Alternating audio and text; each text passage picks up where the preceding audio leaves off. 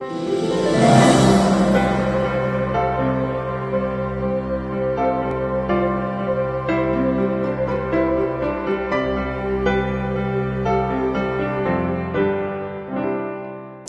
ahora sí vamos a pasar a la plática de hoy.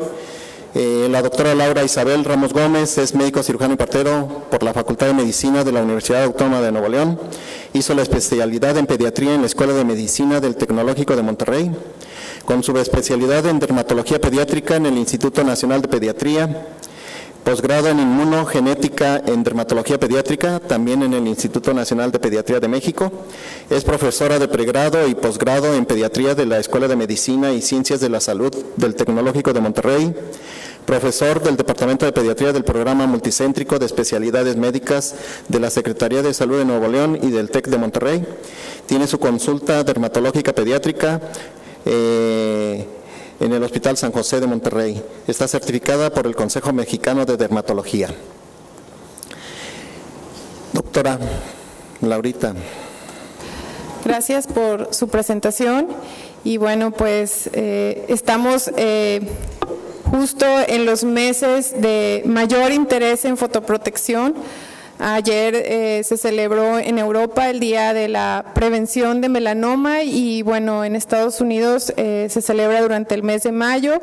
Ustedes han visto en los diferentes medios de comunicación cómo se realizan campañas en nuestro estado para detección oportuna de cáncer de piel, al igual que en otros estados de la República. Entonces, pues considero que tenemos un papel sumamente importante en este tema de fotoprotección infantil, puesto que sabemos que en la edad pediátrica, pues los niños están mucho más expuestos al sol. Sabemos también ahora que la fotoprotección es una manera en la cual podemos ayudar a prevenir el cáncer de piel y bueno, pues de ahí la importancia de esta presentación. Gracias por invitarme. Entonces, empezando con este caso que no es nada raro en nuestras consultas después de la época de fin de cursos en la que esta niña pues fue a su día de fin de cursos y entonces regresa y va a la consulta porque tiene ardor y dolor en el área de la espalda y bueno, pues podemos ver ahí que tiene una quemadura y su mamá está muy preocupada y entonces nos pide que le expliquemos cómo puede protegerla del sol. Lo que ella no entiende es por qué si aplicó un protector solar de los más reconocidos en la televisión y con un factor de protección solar UVA, UVB y número 100, pues ¿por qué se quemó tanto?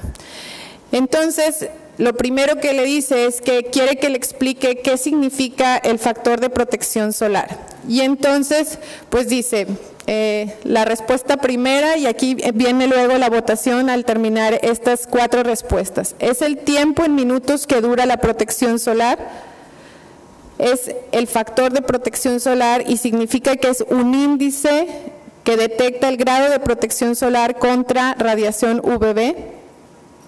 Es el porcentaje de rayos solares que son bloqueados o entre más alto sea quiere decir que debe durar todo el día y no es necesario reaplicar. Creo que ahí podemos empezar. Vamos a tener 15 segundos para esta votación y bueno, ya les daré la respuesta correcta. Muy bien. Bueno, pues creo que la mayoría de nosotros ha alguna vez visto qué significa el factor de protección solar y esto es un índice que nos da el grado de protección contra radiación de tipo UVB. Vamos a ver más adelante cuáles son los tipos de radiación que llegan a la Tierra. Y este factor se va a calcular dividiendo una dosis que es una dosis de radiación, es una dosis de energía capaz de provocar enrojecimiento en la piel y eso se mide en joules por metro cuadrado. Y entonces esa dosis eritematógena mínima se calcula y se divide la que se necesita cuando una persona tiene un protector solar entre aquel número que dé la que está sin un filtro solar. Esto, la verdad es que es bastante complejo de explicar a un paciente, y si quisiéramos más o menos de manera práctica entenderlo, una dosis eritematógena mínima significa cuánto tiempo necesita una persona para tener enrojecimiento en cierta zona de la piel al exponerse al sol.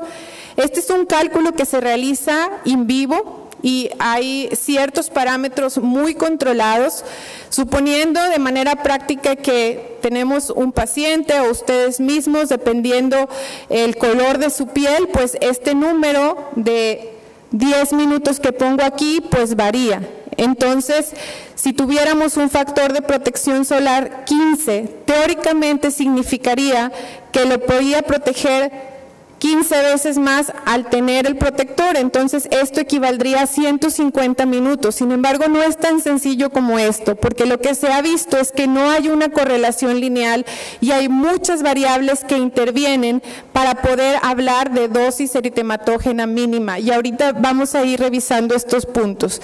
Entonces, depende de muchas cosas, y estas variables principalmente van a ser el tipo de piel que tenga nuestro paciente. Hay una clasificación por el color de la piel en fototipos, de tal manera que el fototipo 1 es el que más se quema. En todas las ocasiones se quema, y nosotros distinguimos este fenotipo por aquellas personas que son pelirrojas, que pueden tener muchas pecas, que siempre se van a quemar. La mayoría de los pacientes en nuestra población están más o menos en fototipo 3 y 4, que son pacientes que tienen una piel ligeramente morena o morena, y aquí entramos la mayoría de nosotros como personas latinas. Entonces, podemos tener cierta resistencia a la exposición al sol, más que un fototipo de tipo 1, pero esto no significa que podemos exponernos mucho más. La industria además utiliza diferentes métodos para poder calcular este factor de protección solar, y entonces, dependiendo de la procedencia del fotoprotector, podemos encontrar diferentes índices. En Europa, y esto es en relación a la mayoría de los protectores que hay en nuestro país y de los que más adelante les voy a presentar algunos de ellos, se clasifica por grado de protección como bajo, medio, alto, muy alto o ultra, de tal manera que actualmente sabemos que la máxima protección, si queremos guiarnos en números, se logra con un factor de protección solar de 50 más. Y esto también está relacionado con nuevas reglas que a partir del año pasado la FDA pone en marcha, y esto va a servir mucho porque la mayoría de nuestros pacientes o incluso nosotros nos confiábamos mucho del número en relación a factor de protección solar. Por lo tanto, la mayoría de los protectores más nuevos, aunque todavía les va a tocar ver algunos que están en los estantes, van a tener como máximo número en la etiqueta el número 50 más. Algunos que todavía se quieran sacar con este número de factor de protección solar mayor a 50, 60, 70, 80, 100, 110, tendrían que advertir en su etiqueta que un factor de protección solar mayor a 50 no es mucho mejor, de tal manera que nuestros pacientes puedan reconocer esto, y es porque justo no se ha demostrado mayor eficacia cuando usas un protector con un número mayor a 50. El otro punto importante es que en cuanto a porcentaje de reducción de radiación, un factor de protección solar 15 protege 93%, un factor 30, 97%, de tal manera que no hay una gran diferencia entre estos. Por lo tanto, en la vida diaria, un factor de protección solar 15 tampoco es nada malo. La mayoría de las mujeres que usamos alguna crema tiene un factor de protección solar que puede ayudarnos a mantener nuestra piel bien. Ojalá que a partir de esto los hombres también puedan tener este cuidado cuando vayamos más adelante los efectos de la radiación ultravioleta. La otra cosa importante y que se menciona en esta imagen es el término de bloqueador solar contra pantalla solar. Algunos protectores también, que no son muy nuevos, todavía tienen esta palabra, pero este es un término que confunde mucho a nuestros pacientes, porque entienden que los va a bloquear totalmente del sol, lo cual es incorrecto. El protector solar no es para exponerte más al sol, es para protegerte del sol, de tal manera que pues podemos ir empezando a cambiar estos términos con nuestros pacientes por el término en español de fotoprotector y bueno, para los americanos el de bloqueador o pantalla solar. Pero esta mamá aún sigue sin entender por qué su hija, después de que usó ese factor tan alto, pues como quiera se quemó. Y dice que quiere que le explique por qué en esa etiqueta dice VA, VB. Entonces, pues de ahí podemos sacar algunas de las cosas importantes con respecto a radiación. A nuestra Tierra, el Sol emite diferentes tipos de radiación, que básicamente son luz visible, UVC, UVB y UVA. Este tipo de radiaciones, los que más llegan a la Tierra son UVB, UVA. La capa de ozono puede, y el oxígeno que está en el medio ambiente puede hacer que no lleguen los UVC, aunque sí llegan los infrarrojos y la luz visible. Entonces, vamos a ver algunos de los efectos de este tipo de radiación que varían por su longitud de onda, de tal manera que los que más llegan a la Tierra son los de tipo UVA.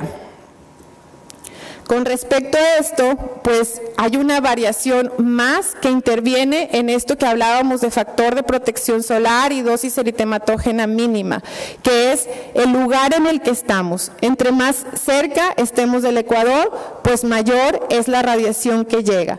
También es mucho mayor a mayor altitud, de tal manera que por cada aumento de 1000 metros aumenta también la radiación que recibimos. Al mismo tiempo, depende también de la estación del año. Durante todo el año hay radiación. Las nubes pueden bloquear algo de la radiación, pero no lo pueden hacer totalmente, de tal manera que no solo en el verano recibimos radiación ultravioleta.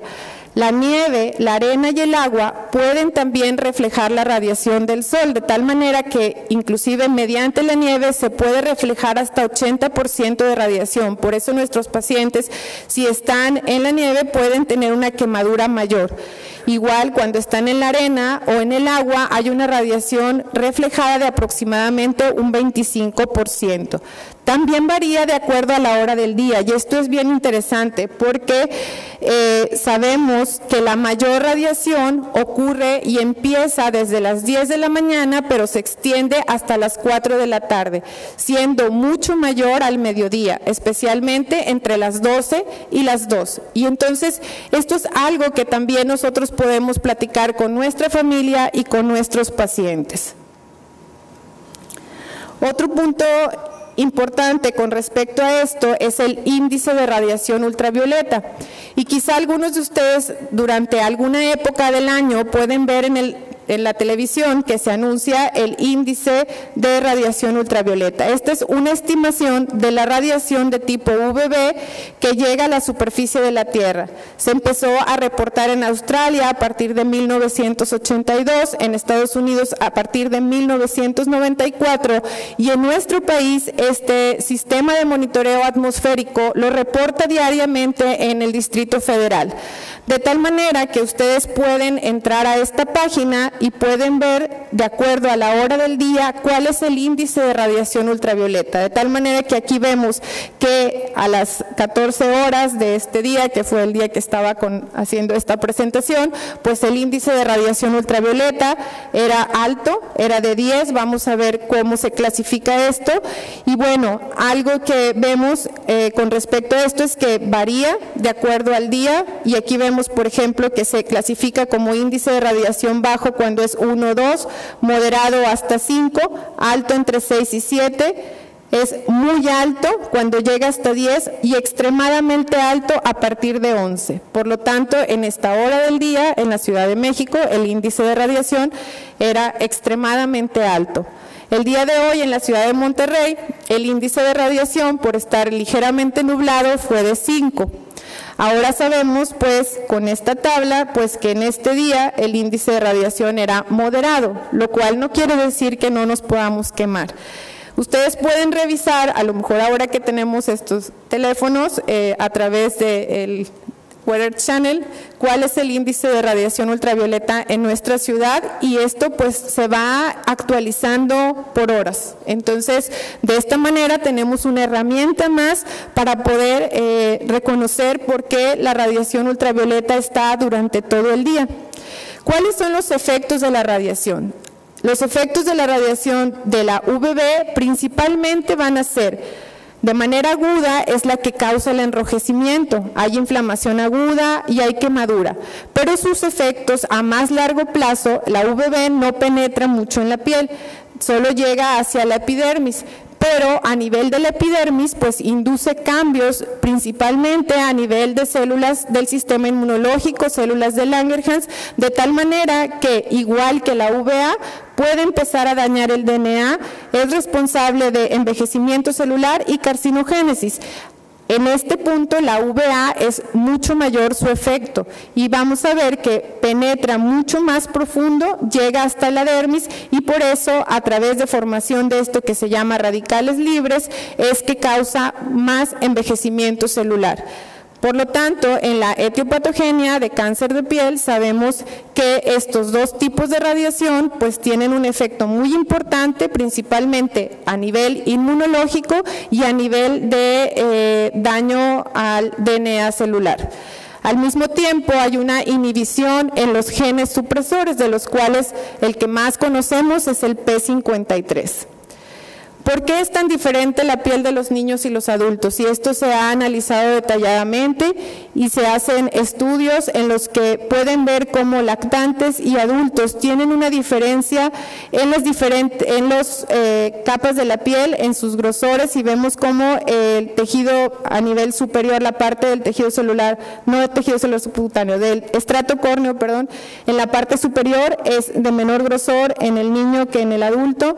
Igualmente el grosor de la epidermis también es mucho menor, el tamaño de los corneocitos, el estrato granular, que es esta capa que tiene algunos pigmentos, algunos gránulos, la relación entre lípidos, proteínas y también la cantidad de melanina que producen los melanocitos. Entonces, todo esto hace que nuestros pacientes sean mucho más susceptibles al daño por exposición a la radiación.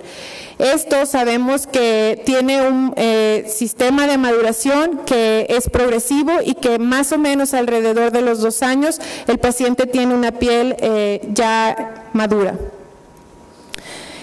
Entonces hablábamos al inicio por qué nuestros niños están en mucho mayor riesgo, y esto es porque sabemos que sus actividades al aire libre son mucho mayores en la infancia y la adolescencia. De forma aguda pues tienen quemaduras, pero de forma crónica significativamente sabemos que se aumenta el riesgo tanto de melanoma como cáncer no melanoma, principalmente carcinoma vasocelular y carcinoma espinocelular. Por lo tanto, pues nuestra responsabilidad en el tema de fotoeducación. Esta es una página que está disponible y que es de la Fundación para la Fotoprotección Pediátrica. Es una fundación que se inició en Estados Unidos a partir de 2012 y sabemos que el riesgo de una quemadura alguna vez en la vida en uno de nuestros pacientes, de nuestros hijos, pues aumenta el riesgo de melanoma. Igualmente sabemos que la exposición a radiación en niños aumenta el número de nevos melanocíticos y por lo tanto esto también aumenta el riesgo de cáncer, tanto melanoma como no melanoma. Igualmente la exposición a la radiación a edad temprana es otro de los temas que se ha visto que puede aumentar el número de nevos melanocíticos, aunque no melanomas, esto hablando de periodo neonatal. En cuanto a la exposición al sol durante la vida, este es un un número que tenemos que aprender, 80-18, y esto es porque 80% de la radiación de nuestra vida se acumula durante los primeros 18 años, por lo tanto todos los pediatras que vemos niños menores a 18 años sabemos que tenemos una gran responsabilidad en fotoeducación. La otra parte por la que tenemos que recordar el 80 es porque el 80% de la radiación anual es durante todo el año y no solo durante el verano. Por lo tanto, tenemos que empezar a aprender a que nuestros hijos y nuestros pacientes se protejan no solo durante el verano, sino durante todo el año. Hay algunas controversias con el tema de fotoprotectores y esto está en relación a la capacidad de absorción de vitamina D. Sabemos que la vitamina D necesita de exposición solar para sintetizarse. Sin embargo, la exposición que se necesita para la síntesis de vitamina D es mínima. No podemos recomendar exponer al sol para sintetizar vitamina D. Hay otras fuentes de vitamina D en niños especialmente. Las leches actualmente están fortificadas con vitamina D y tienen los requerimientos para poder sintetizarla, de tal manera que 8 onzas de leche tienen 100 unidades y el requerimiento por día es de 400 unidades. Entonces, pues con esa dosis, a través de la leche y a través de algunos otros alimentos, los niños pueden tener síntesis de vitamina D sin necesariamente tener que exponerse al sol. Entonces, la mamá ya después de toda esta historia de que qué es VA, qué es VB, cuál llega a la tierra, cuál no llega, qué efectos tiene, si le produce carcinogénesis o no, cuál es más superficial VB y cuál es más profunda VA, pues le dice, ahora sí dígame cuál es el mejor fotoprotector. Entonces usted le dice que el que tiene amplio espectro, VA, VB, el que tiene un factor de protección solar mayor a 15, depende de la edad de su hijo, son diferentes las sustancias que contiene y los vehículos, o sea, ya viene otra variable más, o todas las anteriores.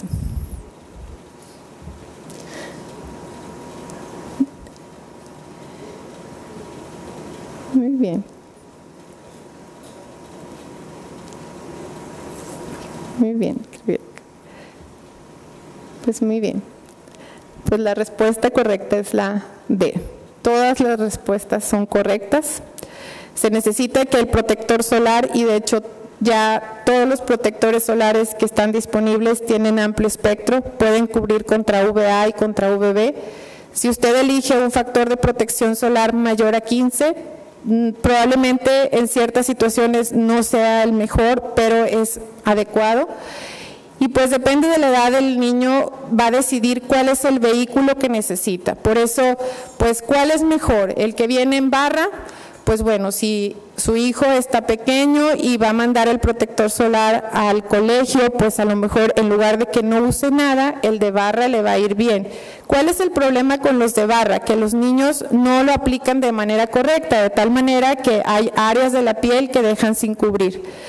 ¿Cuál es el problema a veces con los aerosoles? Pues que si el niño o la mamá lo pone desde lo lejos, pues no lo va a dejar distribuido de manera uniforme.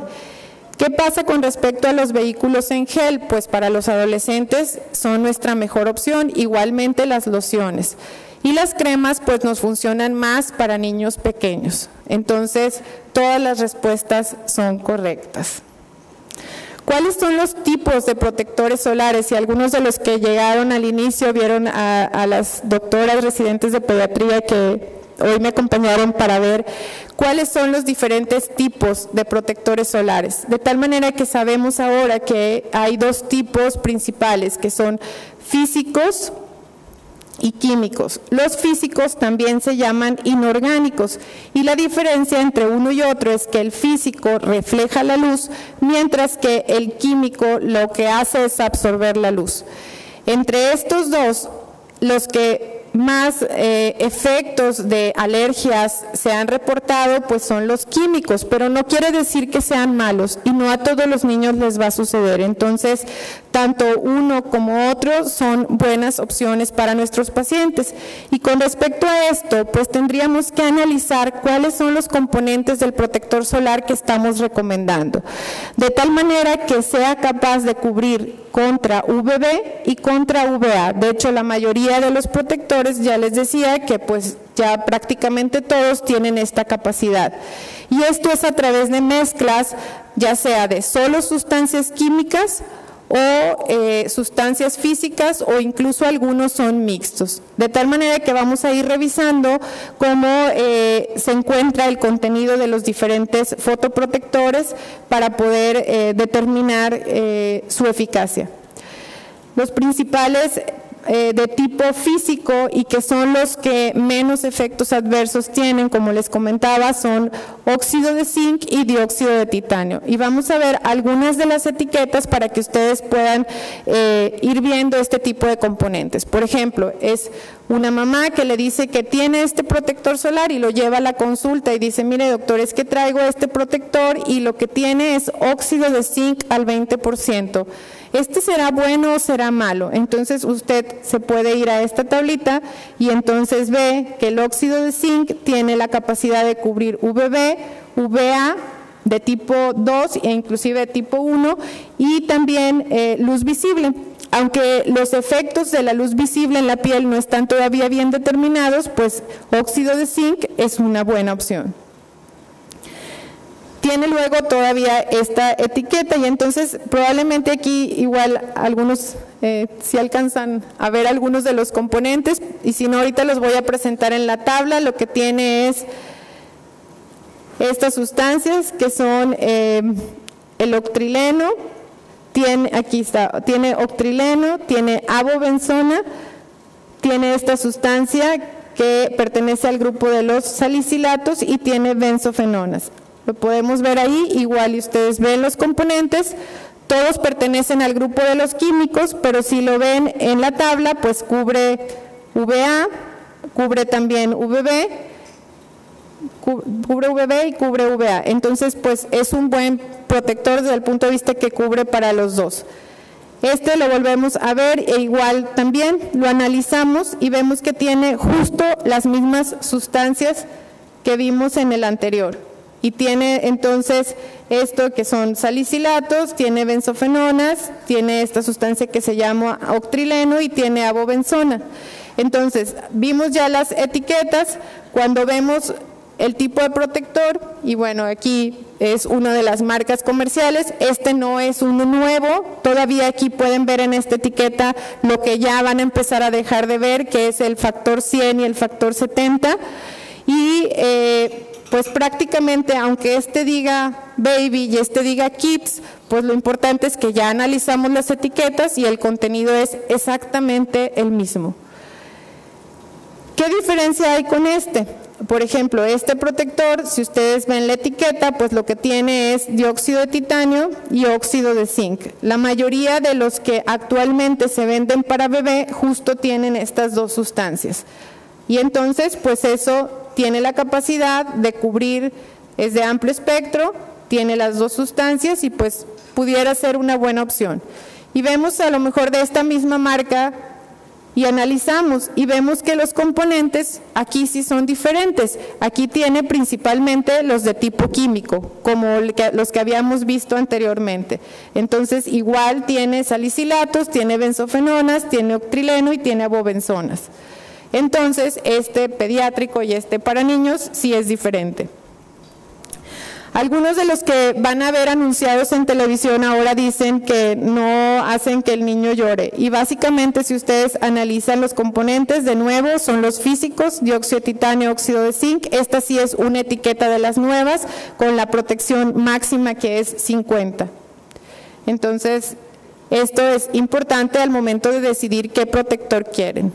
Estos son algunos de los protectores que con frecuencia nos presentan en nuestra oficina y bueno, pues algunos de ellos, sobre todo lo que queremos que vean en esta gráfica es que los protectores físicos, pues de nuevo, dióxido de titanio, óxido de zinc, están en la mayoría de los protectores que nos los mencionan como minerales y si ustedes pues tienen un paciente que está pequeño, probablemente alguno de estos pudiera ser su mejor elección. En cuanto a protectores químicos, pues es importante que a veces una misma marca puede tener un protector que es químico como este, y puede tener también otro que es físico como este. Entonces tenemos que ir analizando las etiquetas e ir aprendiendo cuál es el contenido. Si su paciente tiene una piel muy sensible, probablemente, de nuevo, el que más convenga sea el de tipo físico o mineral. Hay algunos protectores que son combinados y esto pues es, como pueden ver aquí, la mayoría.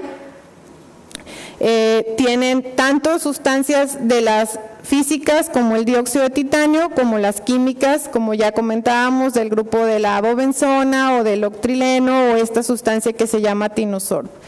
Entonces, pues bueno, de aquí el que aprendamos cuáles son los protectores físicos y cuáles son los químicos, y de ahí podemos tomar una decisión de cuál es el protector que queremos recomendar a nuestro paciente, y de nuevo también tendrán que analizar pues la edad que tiene, si es un paciente adolescente, si es un paciente pequeño, para decidir cuál es el protector que quieren recomendar. Otras cosas importantes, que esto es bien común que nos pregunten acerca de si el protector es a prueba de agua. Este es un término que también la FDA ya ha cambiado, y entonces, aunque algunos protectores todavía dicen a prueba de agua, lo que ustedes van a ver ahora es este término que es resistencia al agua, de tal manera que sabemos que alta resistencia significa que el factor de protección solar se mantiene 40 minutos, mientras que los de muy alta resistencia, el factor se mantiene durante 80 minutos en inmersión en agua, de tal manera que durante los periodos de vacaciones, pues es importante advertir a nuestros pacientes que es necesario reaplicar el protector solar. Cuando un niño está en inmersión en agua, por lo tanto, la recomendación es que se aplique cada 2 horas. Cuando no está en agua, la máxima duración en experimentación es hasta 6 a 8 horas, pero la recomendación debe ser la reaplicación cada 4 horas. Este es uno de los nuevos que les había presentado ya, y entonces lo que quiero que veamos aquí en esta parte es el número que van a tener algunos protectores que van a decir muy alta resistencia al agua, o van a tener ahí un número que va a decir 80 minutos. Entonces esto también es un punto importante. Más información, bueno, lo que les comentaba de los vehículos, la cantidad adecuada, que lo que se ha calculado como cantidad adecuada es aproximadamente 1 onza para cubrir la superficie de un adulto, y de ahí pues se pueden ir haciendo las cantidades que podemos necesitar para un paciente pediátrico. El otro punto que también con frecuencia nos preguntan los papás es si tiene caducidad el protector. Algunos sí lo advierten, pero los que no lo advierten, la máxima duración en condiciones de guardado con una temperatura adecuada, no en el carro, no en el sol, no en lugares calientes, pues es aproximadamente 3 años, aunque la mayor fotoestabilidad es en el primer año. De acuerdo a la cantidad que debemos usar, pues en teoría ninguno de nuestros pacientes ni ninguno de nosotros tendría que regresar con un protector solar lleno, ni debía durar nunca 3 años. Ya casi al final de esto es, de las medidas de fotoprotección, ¿cuál consideraría la primera línea de defensa? Uso correcto del protector solar, ropa de protección solar de manga larga, lentes y sombrero de ala ancha, preferir la sombra y evitar exponerse en horas pico entre las 10 y las 4 de la tarde, evitar camas de bronceado. ¿Cuál consideran que es nuestra primera línea? Así como en antibióticos, para lo que nos va a hablar la doctora, seguramente no antibióticos, no otros medicamentos descongestionantes, bueno, los que todos usamos antibióticos para otitis media. Me acordé de la doctora porque dije, bueno, seguramente alguna cosa. Entonces, pues aquí también hay primera, segunda y tercera línea. ¿Cuál es su primera línea? Muy bien, bueno. Pues después de toda esta historia que les he contado, la primera regla de protección para el sol es evitar exponerse al sol. Y lo ideal es que les digamos a nuestros pacientes lo que les comentaba sobre las horas pico del sol. Entonces, aquí hay esta imagen que ven, esta no tiene sombra, esta sí tiene sombra. De manera muy sencilla, lo que podemos enseñar a nuestros pacientes es que al mediodía, cuando están expuestos al sol, si sus hijos ya no hacen sombra es porque están con la radiación lo más vertical. Entonces, esto se llama regla de la sombra y podemos enseñarlo a nuestros pacientes. Este es mi hijo y pues ahí está en la regla de la sombra a las 9 de la mañana. No tenía las otras cosas, pero pues aquí salimos a pasear y pues pueden ver cómo está la sombra muy larga porque pues son las 9 de la mañana. La segunda regla de fotoprotección es el uso de ropa adecuada, sombreros y lentes. Aquí algo que tenemos que enseñar a nuestros pacientes es que la ropa que realmente protege del sol tiene que tener esta etiqueta que se llama etiqueta de factor de protección ultravioleta. Y entonces hay también algunas marcas que están disponibles en el mercado, no hay muchas en nuestro país, yo revisé alguna que está en algunos lugares, se llama Full Sand, que es la única que encontré que está aquí en México, pero estas son las que recomienda la Fundación para Fotoprotección Infantil en Estados Unidos. Están certificadas. Igual probablemente cada vez haya más ropa certificada y lo que tenemos que aprender a enseñar a nuestros pacientes es que revisen las etiquetas. Esto por lo tanto pues no es lo más adecuado. El niño puede mantenerse protegido con ropa adecuada, no con el fotoprotector. La regla tercera pues es el uso correcto del fotoprotector. ¿Quién? Pues todos, no importa el color de la piel. ¿Cuál? Pues amplio espectro, ya aprendimos VA, VB, arriba de 15, lo ideal, bueno, empezar en 30, sin confiarse de que un factor muy alto es mucho mejor, con distribución uniforme, 15 minutos previo a exponerse, si va a estar en el agua cada 2 horas, si no está en el agua más o menos cada 4 horas, y pues recordar que la radiación solar es durante todo el año y no solo durante el verano, y nuestra responsabilidad de que el 80% se acumule antes de los 18 años, donde pues todas las zonas expuestas, pero no olvidarse de nariz, oídos, hombros, dorso de los pies. Y bueno, pues con esta mamá preocupada porque esta niña se quemó, ¿cuál podría ser nuestra conclusión? Se quemó porque se expuso al sol igual que sus compañeros y jugaron todo el día sin cuidar horarios de mayor radiación. No usó ropa adecuada con un factor de protección ultravioleta. La mamá se confió del factor de protección 100 y solo lo aplicó por la mañana antes de salir de casa o todas las anteriores. Creo que ya todos tienen la respuesta. Y bueno, pues es todas las anteriores. Ay. Ahora las últimas preguntas. Si la mamá le dice que tiene un hijo que tiene menos de 6 meses, ¿cuál es la recomendación? Pues la recomendación es que ese niño no se exponga al sol. No hay ningún fotoprotector recomendado para menores a 6 meses. Tienen que advertir a la mamá que los daños con la exposición en esa edad pues son muy altos por el grosor de la piel, por la inmadurez del sistema inmunológico, porque probablemente por calor pueda tener otras complicaciones y por lo tanto pues no hay ninguno que puedan recomendar como tal a un niño menor a 6 meses. Pero si también les preguntan si su hija adolescente se puede exponer a las camas de bronceado y no hay problema, pues aquí la respuesta es no. Igual las camas de bronceado que el sol emiten UVA, un 95%, por lo tanto tienen los daños de fotoenvejecimiento, carcinogénesis, emiten UVB y en el 2009 la OMS lo catalogó como de riesgo para cáncer, igual que tabaco y asbesto, y por lo tanto no es recomendable.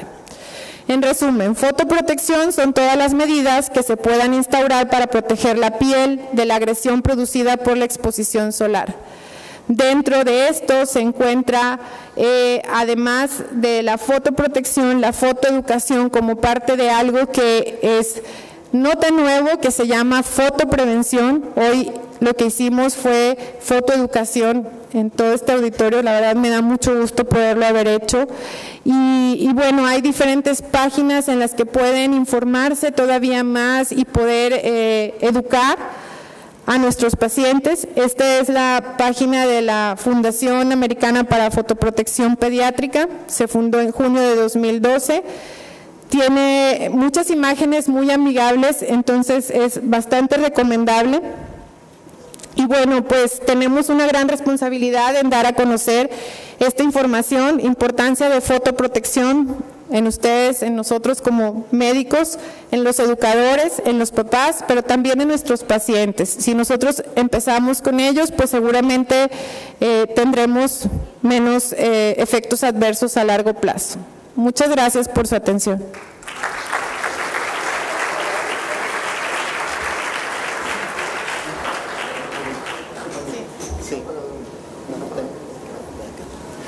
Si alguien tiene alguna pregunta para la doctora.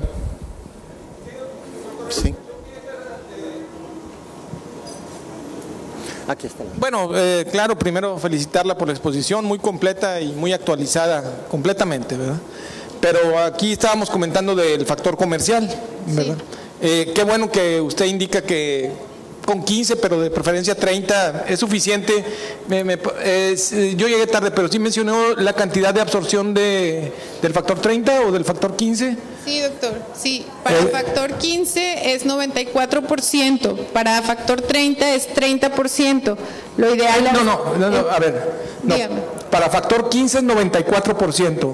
Para factor 30 aumenta como a 96%. Aumenta 97%. Ok. Y en total no. Que no hay mucha diferencia en factores mayores. Y eso es más importante la correcta aplicación que el factor que te pongas. Y en realidad un 100 no representa gran diferencia. Totalmente. Pero en cuanto a las ropas, o sea, se me hace algo un poco comercial porque aquí en las playas venden sombreros tipo de los marines. De hecho, yo creo que son iguales a los que lo usan nuestros marinos, ¿verdad? Y esos sombreros que usan sí los protegen del sol, aunque no estén certificados. Esa es la diferencia, o sea, que la pregunta es, si la ropa no está certificada, ¿necesariamente no sirve? No, doctor, no. Eso no sería correcto decirlo de tal manera. Lo ideal es que esté certificada por esta capacidad de cubrir un poco más, y son las recomendaciones actuales. Pero si el paciente no tiene esa disposición para tener un factor 50 en factor de protección ultravioleta, una ropa normal que usted use igual le va a proteger contra más o menos 94% de la radiación, como si fuera no hay una equivalencia exacta porque no lo existe, pero más o menos tendríamos que pensar que protege como 94% de la radiación. No estaría nunca diciendo que tiene que ser eso. O sea, nuestros pacientes tienen que tener estas reglas en mente, el evitar exponerse a tales horas que ya comentamos, especialmente entre las 12 y las 4, el usar una ropa para protegerse y un sombrero que no necesariamente tiene que ser ninguna marca. De hecho, pues son marcas que no tengo ningún conflicto de interés ni con las marcas de fotoprotectores ni con las marcas de las camisetas totalmente. De hecho, no tengo ningún conflicto de interés. Mi interés el día de hoy es que tuviéramos en mente algunos, porque ya había dado esta sesión y muchos de los pediatras me pedían que por qué no mencionaba algunas opciones. Hoy por eso lo hice, pero tiene toda la razón. Totalmente de acuerdo en que pues usar algo es mejor que nada. De acuerdo, totalmente. Sí, no sé si con eso aclaró su pregunta. Bueno, aquí tenemos una pregunta de internet.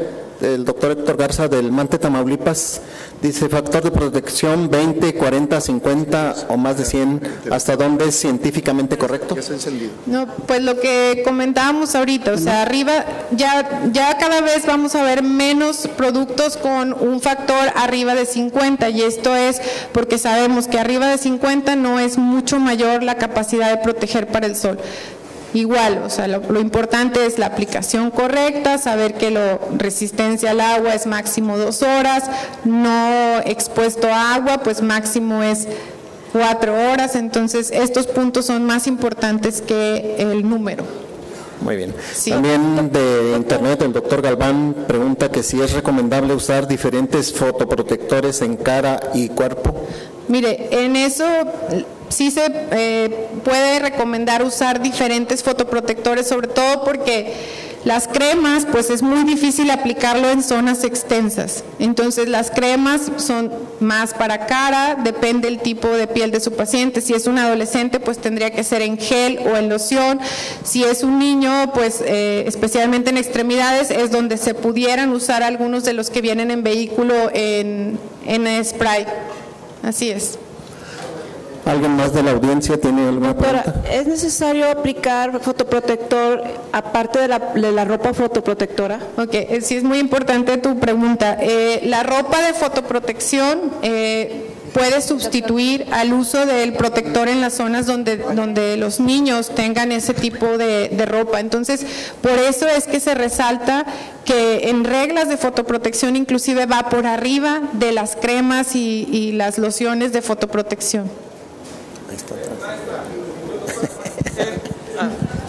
Disculpen, no sé si hablaron de pantallas, entre las cremas, las que se llaman pantallas, o sea que tienen micropartículas, sí. ¿Verdad? Mire. Bueno, esas que se recomiendan en mejillas, dorso de la nariz, el empeine del pie, en ese tipo de zonas que son más expuestas, claro. Y funcionan más como, van encima de la crema y funcionan como una pantalla. ¿Cómo ve usted eso? Mire, el término así de pantalla solar, pues es por la traducción, ¿no? Del sunscreen contra sunblock, que justo comentábamos así esos términos.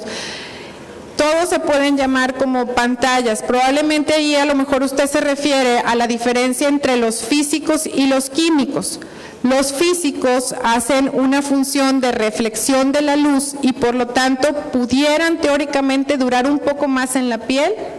Se pueden aplicar en zonas más pequeñas y pues probablemente no hay una diferencia tampoco tan significativa o al menos no estudiada hasta el momento entre esas dos cosas. Sin embargo, el físico sabemos que protege contra un tipo de radiación que no protegen los otros, que es la luz visible. Si recuerdan la tabla donde vimos óxido de zinc y dióxido de titanio, vimos que venía UVB, VA1, VA2 y al final venía luz visible. Entonces estos que anteriormente solo se decían como pantalla, pues son estos físicos y si ustedes los aplican son los que quedan como más visibles en la piel. Y de hecho en niños son los que más se usan, exactamente. Juanito, hay que llegar temprano. Sí. Sí, doctora, sí. Buenas noches. Lauro. Por ahí hay productos vía oral, hay unas capsulitas. Bueno, agradecemos mucho a la doctora Laurita que siempre Quiere nos... una pregunta más, pero no A ver, sé dónde. Última Martín. pregunta, hay unas cápsulas, hay un laboratorio que vende unas cápsulas vía oral. ¿Qué hay sobre Sí. esa protección? Mire, es justo la doctora Graciela Guajardo, ya se me fue, pero Graciela Guajardo, dermatóloga pediatra, Gloria Rosales y yo ayer fuimos a un curso de actualización en fotoprotección en la Ciudad de México y justo es un tema de controversia. No hay algo así controlado, aleatorizado, que pueda decir cuál es la eficacia de la fotoprotección por vía oral. En niños, pues no está indicado. Sí. Bueno, ahora sí agradecemos a la doctora Laura Ramos su disposición y su brillante exposición. De parte del Colegio de Pediatría de Nuevo León le entregamos un reconocimiento y también un reconocimiento por parte de la Universidad de Monterrey como profesor. Y de parte del Colegio de Pediatría un pequeño obsequio. Muchas gracias. Gracias. Quiero recordarles a los que quieran la beca que hay para el curso del Hospital Universitario, que aquí se encuentra la doctora, levántese doctora por favor para que la vean, con los boletitos que son la beca, ¿verdad? Los que gusten favor de pasar con ella. Y a continuación, como parte de nuestro nuevo programa que tenemos con los laboratorios para su patrocinio, tengo el gusto de presentar a la doctora Alejandra Macías Weyman, que es alergóloga del Centro Regional de Alergias del Hospital Universitario de la Universidad Autónoma de Nuevo León, que nos va a hablar sobre terapia medicamentosa combinada en patología congestiva nasal. Buenas noches, gracias por la invitación y voy a tratar de ser breve. Es jueves, ya estamos todos cansados y bueno, fue muy interesante la plática de la doctora. Espero que también esta nos deje algo de enseñanza. Ok. Bien. Hablando un poco de generalidades acerca de la rinitis alérgica, vamos a especificar un poco lo que es la prevalencia, sobre todo en nuestro país, pero podemos partir de que es la enfermedad alérgica más común, es en donde vamos a encontrar una mayor cantidad de pacientes. Tiene un gran impacto en la calidad de vida, sin ser una enfermedad que generalmente no pone en riesgo la vida, sí impacta en la calidad de nuestros pacientes, representa también un impacto económico por el uso de medicamentos y el impacto que tiene en el rendimiento escolar en los niños, y también laboral, ya sea porque el paciente es el que no puede rendir en su trabajo o bien porque los padres tienen que cuidar a los niños cuando están enfermos.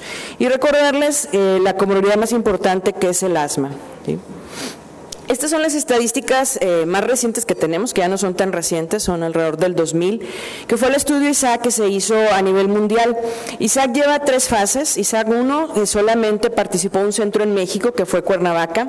ISAC 2, que realmente no se pudo replicar en muchas partes. ISAC 3, que ya se hizo en más de 20 centros en México. Nosotros fuimos uno de ellos. Se aplicó esta encuesta en 2 grupos de edad, los niños de 6 y 7 y adolescentes de 13 y 14. En este estudio se aplica exactamente las mismas preguntas a nivel mundial. La sede está en Nueva Zelanda y se hacen traducciones que posteriormente se tienen que comprobar que realmente lo que se está preguntando es lo mismo en todas partes. En el grupo de 6 y 7, lo que hicimos fue darles a los niños, se escogieron las escuelas, se hizo en coordinación con la SEP, darles las encuestas para que las contestaran los papás y después regresamos por ellas. Se hizo una muestra, en el caso de nosotros, de todo lo que es el estado. Fuimos también a la zona urbana, no nada más Monterrey, todas las ciudades que la componen, y también incluimos la zona rural. Y en el grupo de 3 y 14 fueron los adolescentes los que ellos contestaron su encuesta, y se usó un video, porque parte de la encuesta es asma, en donde es el mismo video en todo el mundo, tiene audio pero no tiene palabras, se ven personas durante actividades físicas o teniendo crisis de asma o episodios de rinitis alérgica, y entonces eso fue lo que se conformó para llegar a ISAC 3. Estos son los centros de los que se tienen reportes en México. Bueno, aquí estamos nosotros. Y vemos, por ejemplo, son varias preguntas y en base a eso se hace el análisis. Síntomas nasales y oculares actuales tenemos 8.3, diagnóstico de rinitis alérgica en alguna ocasión 6.6, rinoconjuntivitis actual, o sea, la comorbilidad además con conjuntivitis 8.2, y que esta sea grave hasta 0.5. No estamos tan bajos, hay uno que otro más abajo de nosotros, no estamos tan altos. Mérida, sorprendentemente, ¿dónde está Mérida? Aquí, acá está. Mérida en asma salió altísimo. El DF, pues obviamente esperábamos todos que fuera un porcentaje muy alto por la contaminación. Y haciendo un global, pues para nuestro país tenemos, por ejemplo, 6.1 para el grupo de 6 a 7 años, el diagnóstico de rinitis alérgica en alguna ocasión. Y en el grupo de 3 y 14 vemos que es más alto, porque obviamente ya aumenta el número de niños sensibilizados.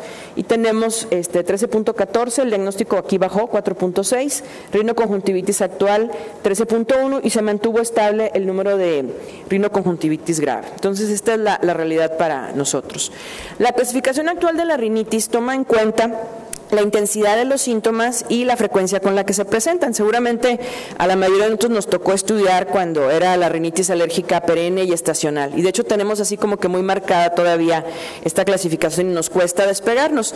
La realidad es de que el clima actual es tan cambiante que no podemos hablar de estaciones, y eso Monterrey pues es el mejor ejemplo, ¿verdad? Todo el año hace calor, tenemos algunos días de frío, pero prácticamente no tenemos estaciones. Entonces, pues no podríamos hablar realmente de una rinitis estacional. A veces pensamos que es la primavera, que son los pólenes, pero por ejemplo este año, desde el año pasado más bien, desde diciembre tenemos polen de fresno en nuestro ambiente, entonces es un poco difícil establecer la estación. Entonces, si el paciente tiene menos de 4 días a la semana por menos de 4 semanas al año, hablamos de una rinitis intermitente. Y si son más de 4 días a la semana por más de 4 días al año, entonces es persistente. La gran mayoría de nuestros pacientes, más de 2/3 partes, van a caer en este grupo de persistente. Y luego la combinación va a ser dependiendo de la gravedad de los síntomas. Leve cuando no hay ninguno de estos, que es trastornos en el sueño, deterioro de las actividades cotidianas o deportivas o los hobbies, que no impacta tampoco en las actividades escolares o laborales y que los síntomas el paciente no los refiere como problemáticos. Entonces, si nos ponemos a pensar, la gran mayoría de nuestros pacientes, pues si tienen alguna de estas molestias, entonces van a caer en el grupo de moderada grave. Entonces tenemos que la gran mayoría de nuestros pacientes, más del 75%, van a tener rinitis persistente moderada grave. La respuesta alérgica tiene dos fases, la fase temprana o inmediata y una fase tardía. Y esto ocurre en diferencia de horas, no estamos hablando que tengan que pasar varios días. Las células que participan en la fase temprana principalmente son mastocitos y vemos que en la fase tardía ya se empieza a complicar un poco, empiezan a llegar más células. Si vemos con detalle cada una de ellas, tenemos que la temprana son minutos en que ocurre la exposición. Obviamente tenemos que tener a un paciente que está previamente sensibilizado. Hay que recordar que nunca vamos a ser alérgicos a algo la primera vez que tenemos contacto. Tiene que haber una sensibilización previa para que haya una formación ya de IgE específica. Entonces se expone el paciente al alérgeno, los mastocitos que ya tienen receptores para la IgE específica reaccionan, se degranulan y van a liberar mediadores que están preformados como histamina y proteasas y algunos otros que se sintetizan de nuevo como son leucotrienos, prostaglandinas y otros más. Estos su acción van a tener principalmente a nivel de vasos sanguíneos y a nivel de glándulas y nervios y nos van a dar los síntomas iniciales de la rinitis alérgica en este caso, que serían datos irritativos como prurito, estornudos, la rinorrea y también la congestión. La complicación viene en la fase tardía, que esta es de 3 a 12 horas, ya dijimos que no tienen que pasar tanto tiempo, porque ya no nada más son los mastocitos los que están presentes y siguen liberando todas estas sustancias, sino que estos actúan como células que atraen a otras células y entonces llegan eosinófilos, basófilos, monocitos y linfocitos y cada uno de ellos aporta mediadores y sustancias que contribuyen a este proceso inflamatorio. Imagínense que es una fiesta de traje donde termina siendo un buffet así de todos colores y sabores. Bueno, esto termina siendo realmente un escenario muy complicado porque son muchas sustancias las que están participando y tenemos que el síntoma predominante de esta fase tardía es precisamente la congestión. Por eso nos toma tanto trabajo poder controlar la congestión en nuestros pacientes, porque son tantos los componentes que están participando, a diferencia de la primera fase. Estos son los datos de elevador que podríamos ver en nuestros niños, ¿verdad?, que nos hacen diagnóstico. ¿Cuál identifican? Ya algunos empezaron a ser víctima de la foto y empezaron a rascarse por imitación. Este es el típico saludo del niño alérgico, ¿verdad?, donde el niño sin pudor pues se rasca la nariz y el efecto de este rascado pues es esta línea en el dorso de la nariz, un pliegue transversal que es producto de ese rascado.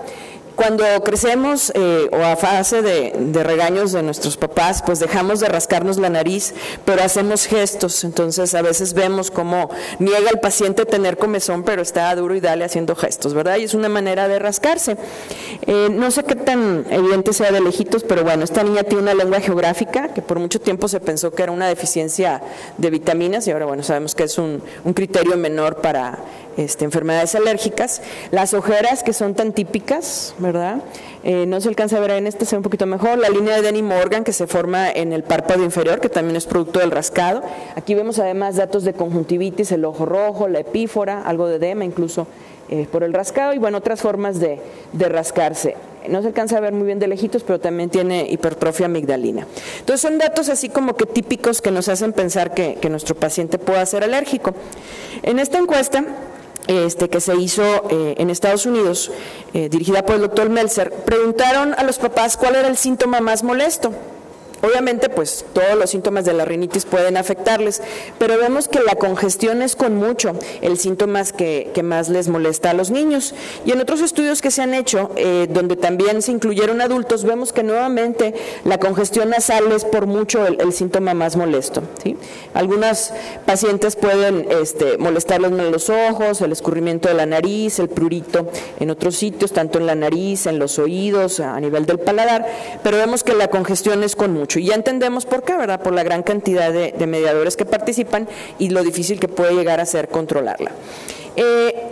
Se ha tratado de ver qué impacto tiene la congestión nasal en los pacientes, y esta es una combinación de varios estudios, y vemos que el 85% reportó congestión, pero de estos el 60% dijo que era persistente, o sea, no era algo ocasional, y aún más, un 40%, o sea, prácticamente la mitad de los pacientes dijo que era grave, o sea, era realmente molesto. Y es también el principal motivo de consulta en adultos en un 69% y en niños un 54%. Aquí lo interesante es de que puede ser más molesto durante la noche. La obstrucción típica de los alérgicos es en balanza. Si están acostados de lado, se va a tapar el lado sobre el que están acostados, y si se giran, se va a tapar el lado contralateral, o sea, se destapa el que estaba obstruido y se tapa el nuevo. Y esto va a provocar que a veces el paciente use esto a su favor, ya sabe que de ladito va a tener un lado libre y va a respirar un poco mejor, pero a veces, bueno, pues ya no es suficiente este mecanismo de obstrucción en balanza y tienen que recurrir al uso de medicamentos, o el niño duerme boca arriba o boca abajo y, bueno, va a afectar de forma negativa. Veo con gusto que somos más mujeres pediatras que hombres, vamos ganando, ¿verdad? En alergia también. Antes era así como que la cosa más rara, entre mi jefa, que es la doctora Sandra González, y yo, solamente hay una doctora en 10 años, y de mí en adelante ya somos mayoría las mujeres, pero con los hombres que están seguramente van a poder identificar qué posiciones juegan los jugadores de los malosos, se me fue el nombre, de los Riders. A ver, en esta foto, ¿qué posición está jugando? Es un corredor, muy bien. ¿Y en esta? Y si lo traducimos así más al español, ¿cuál sería la función de ese jugador? Tacleador, bloqueador, ¿sí? Más o menos, ¿verdad? Entonces, lo que quiero ejemplificarles con esto es de que tenemos dos cuadros clínicos que van a caracterizar a los pacientes con rinitis alérgica.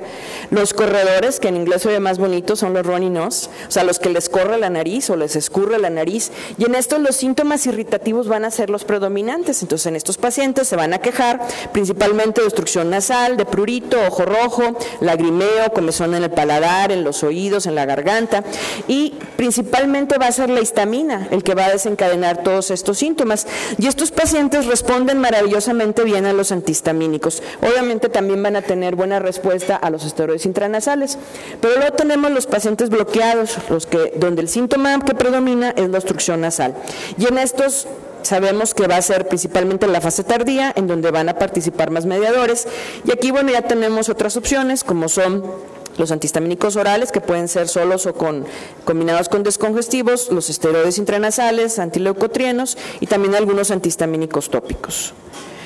Si vemos en qué momento de la cascada inflamatoria podemos incidir para cambiar el curso de nuestros pacientes, bueno, tenemos que la primera parte es la exposición a los alergenos. Resulta prácticamente imposible que una persona logre evitar exponerse a aquello que le produce alergia, ya que pues tendríamos que vivir en una burbuja para que no nos llegara polen, para que no llegara polvo.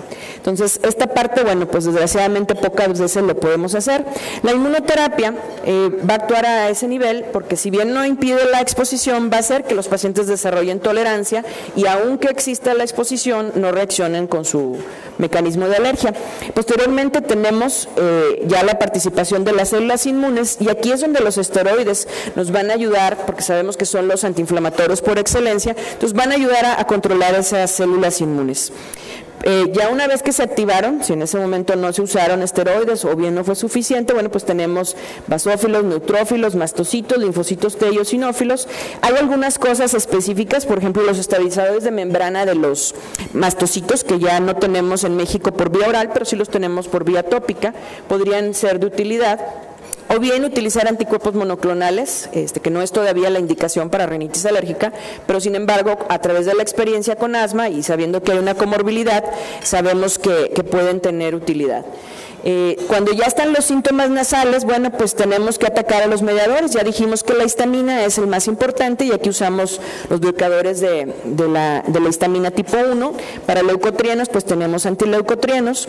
Y ya atacando directamente a los síntomas nasales, bueno, para los pacientes que tienen un escurrimiento nasal importante, podemos usar agentes anticolinérgicos. El problema que tenemos es de que no hay una presentación tópica nasal, entonces tenemos tenemos que usar la presentación que hay para los asmáticos, y es un polvo seco que puede resultar un poco irritante para nuestros pacientes.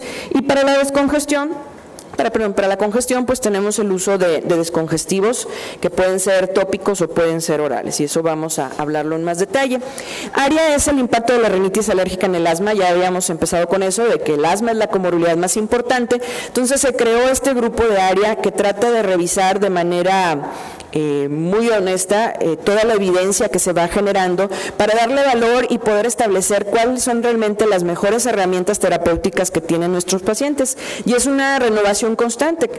Vemos que con frecuencia se hacen actualizaciones, la última fue a finales del año pasado, en donde nos van diciendo, de acuerdo a la evidencia, cuál es la mejor opción terapéutica. Entonces, de acuerdo a ARIA, tenemos que, sobre la congestión, que es el síntoma del que estamos hablando hoy, los esteroides intranasales tienen efecto, los descongestivos orales también, los antihistamínicos orales muy poco, las cromonas intranasales también muy poco, los anticolinérgicos también poco, y los antileucotrienos un efecto moderado. Por ejemplo, si vemos los datos irritativos, pues aquí los antihistamínicos son maravillosos, ¿verdad?, para controlar esa molestia, pero la congestión, que es la que nos ocupa, pues vemos que estamos un poco limitados.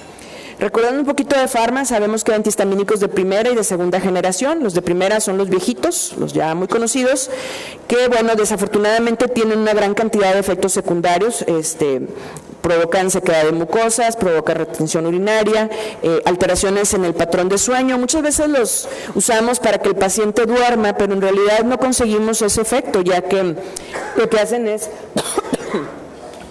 disminuir la fase REM del sueño, y entonces el sueño ya no va a ser reparador, y al despertar los pacientes tienen un efecto de resaca, donde se sienten así todavía incluso más cansados que cuando se acostaron. Por eso las recomendaciones es que no utilicemos antihistamínicos de primera generación, y bueno, tienen además efectos cardiogénicos y que pueden afectar. Se recomiendan más los de segunda generación, su efecto es más prolongado, tienen menos interacciones medicamentosas y no tienen los efectos secundarios negativos que tienen. Ya tenemos una gran cantidad de segunda generación, prácticamente son los mismos desde hace 10 años, 2 que han salido recientemente, pero para fines prácticos son los mismos. Hablando un poquito de lo que es la loratadina, bueno, es un antihistamínico de segunda generación, se absorbe en forma rápida, se metaboliza en hígado. Ya tenemos ahora el metabolito, que es la desloratadina. Va a utilizar la vía del citocromo P450, y es algo que debemos considerar cuando tenemos pacientes que tienen problema a este nivel. Lo que va a hacer básicamente es bloquear la acción de la histamina. Lo que sabemos ahora es que son competitivos, lo que hacen es mantener la posición del receptor de la histamina en su fase inactiva. La histamina lo lleva a la fase activa, entonces ahí es un pleito entre los dos para tratar de mantenerla en esa fase. No tiene efecto sobre el sistema nervioso central, por eso se considera como no sedante. En ARIA vemos que los descongestivos orales se recomiendan en combinación, generalmente con antihistamínicos, y bueno, se deben de considerar los efectos secundarios, como es la hipertensión. Por eso cuando lo usamos en adultos tenemos que tener cuidado. Si ya el paciente es hipertenso, pueden provocar palpitaciones, temblores, agitación, insomnio. Yo creo que a todos nos tocó ver en la época de la pseudoefedrina niños que casi se subían por las paredes, ¿no? Tenían terrores nocturnos y se ponían como demonio de Tasmania y andaban corre. Bueno, ya no lo vemos tanto ahora con la fenilefrina, pero aún así está descrito y se puede presentar. Y sí nos recomienda ARIA que no se usen solos, que sean siempre en combinación. Y tener cuidado cuando el paciente tiene una enfermedad cardíaca. Dentro de los agonistas alfa-adrenérgicos que tenemos, existen tópicos como las catecolaminas, y de ellos tenemos la fenilefrina, y los imidazoles, que es la oximetasolina, nafasolina y gilometazolina. Y de los orales, la fenilefrina y la pseudoefedrina. ¿Se acuerdan de este señor? Imposible de pronunciar el nombre, la verdad. Pido disculpas a la comunidad china, pero no me sale. Entonces, es el chino, para fines prácticos. Este señor es el responsable de que no tengamos pseudoefedrina en México, pero tampoco es así tan maldito, O sea, no, igual hubiéramos terminado en el control que tenemos ahora.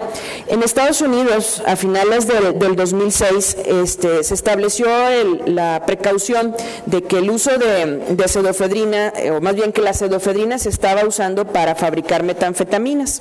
Entonces, se cambió de de ser una indicación OTC, que el paciente podía tomar con sus manos, a pasar por detrás del mostrador, pero sigue siendo aún de venta en los Estados Unidos. Sí está controlada en el sentido de que uno no puede llegar y comprar, no sé, 20 cajas, o sea, sí te la venden todavía, pero en una cantidad moderada. Como si no nos bastara con el chino, pues después llegaron los malitos. Entonces ya no podemos ir a McAllen y a Laredo tan fácilmente, y muchos de nuestros pacientes todavía lloran, ¿verdad?, la pérdida de la pseudoefedrina. No sé si alguno de ustedes era usuario de pseudoefedrina. Se siente bien feo, ¿verdad?, cuando tienes la nariz toda tapada y no hay algo que lo pueda despejar. Pero entonces ahora tenemos la fenilefrina. Este es un metaanálisis en el que se incluyeron 8 estudios que incluyeron 138 pacientes y utilizaron fenilefrina a 10 miligramos cada 4 horas. Y en estos no se encontró cambios en la resistencia nasal en comparación de placebo. En 8 estudios que usaron una dosis más alta, aquí sí se demostró una disminución en la resistencia nasal. La obstrucción nasal es un dato subjetivo. Si el paciente nos dice, tengo la nariz tapada, y nosotros lo revisamos y no vemos nada, no podemos no creerle. O sea, evidentemente el paciente siente la nariz tapada.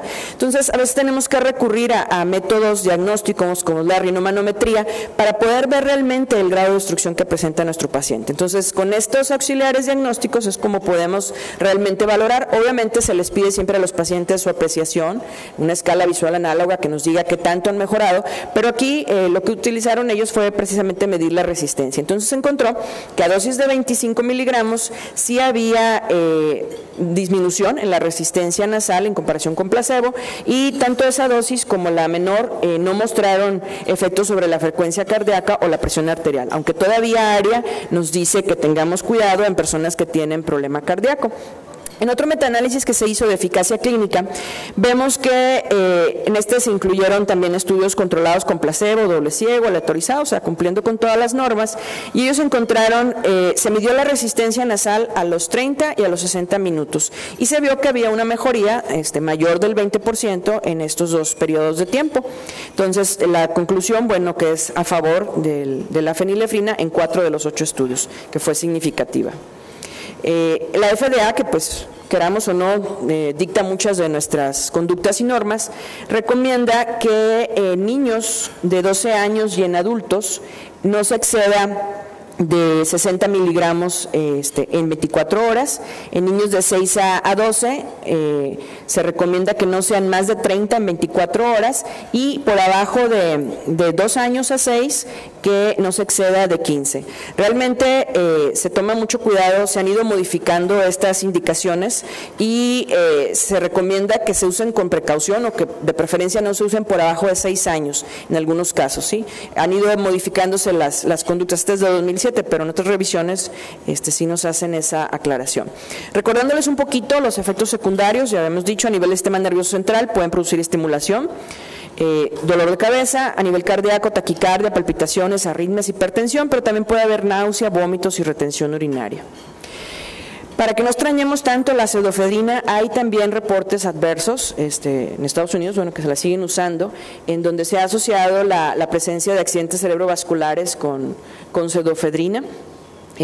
Tanto por vía oral como por vía, por vía nasal fue la oximetazolina y la fenilefrina. Entonces, no debemos tampoco confiarnos de que no va a pasar nada con los pacientes. Lo que sí, tanto ARIA como las revisiones han encontrado es de que es más útil utilizarlo en combinación que solo.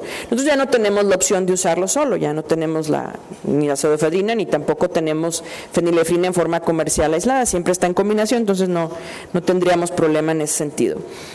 Dándoles muy brevemente la parte técnica de cómo se elaboraron las tabletas, en este caso de loratadina con fenilefrina, lo que hicieron ellos es hacer 2 capas, una obviamente que corresponde al antihistamínico y otra al descongestivo, y que fueran de liberación prolongada, para que de esta manera pudiéramos tener una dosis más o menos constante y que hubiera una liberación durante todo el tiempo de la duración de la tableta, para que de esta manera no se presentaran picos y el paciente pues no estuviera sufriendo los efectos adversos en forma más importante que si se presentaran los picos. Y obviamente para la parte antihistamínica, que es la loratadina, pues vemos también que se cumple con el tiempo de exposición.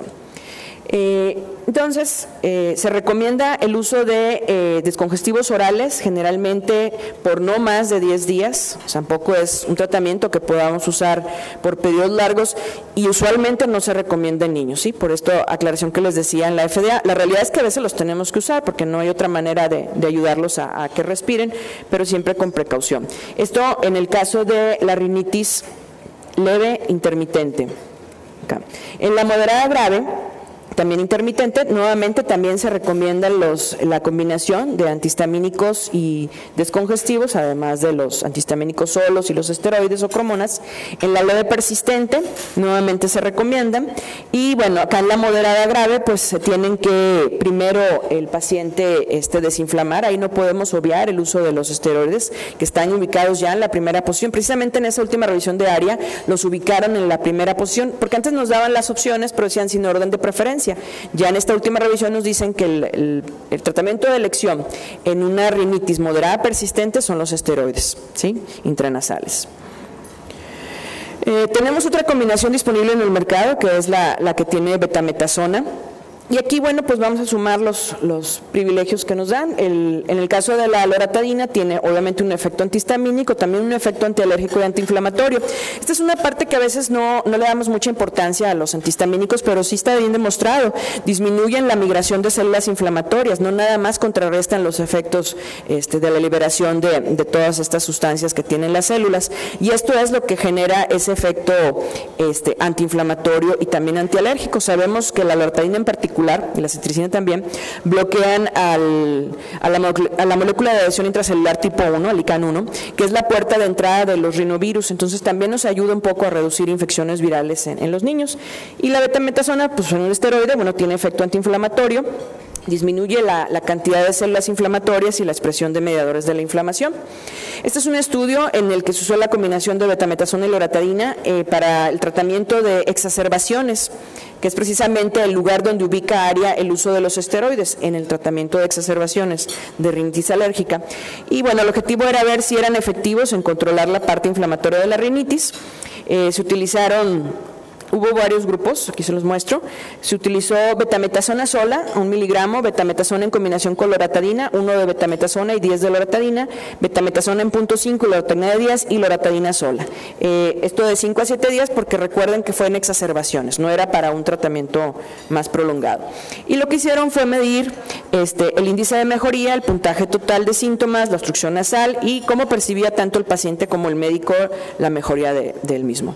Y vemos que los pacientes que recibieron betametasona a 1 miligramo tuvieron obviamente una diferencia en comparación con la loratadina, pero pues esto era de esperarse, ¿verdad? Sabemos que la potencia de un esteroide pues siempre va a ser mayor en controlar síntomas inflamatorios que cualquier otro medicamento. Y los que recibieron la loratadina sola, bueno, pues no fue tan maravillosa la respuesta, aunque bueno, sí hubo mejoría tanto por parte de la apreciación del médico como del paciente. Los resultados favorecieron la combinación porque controlaron tanto los datos irritativos como los datos congestivos y hubo además una reducción en el número de recaídas cuando se usó la combinación que cuando se usaron cualquiera de las otras opciones. Entonces, esto es bueno. Hay estudios también, ya no lo incluí porque dije, bueno, es sinusitis, pero vale la pena comentarlo. Se han hecho estudios también en procesos infecciosos y se ve que la combinación de antihistamínico más esteroide ayuda también a resolver de forma más rápida los procesos infecciosos. Entonces, es una situación que podemos considerar. Bueno, entonces aquí se demostró que cuando usamos un ciclo corto de esteroides a dosis bajas podemos conseguir el control de las exacerbaciones agudas de la rinitis alérgica y que es la combinación lo que le funciona mejor al paciente que usarlos por separado.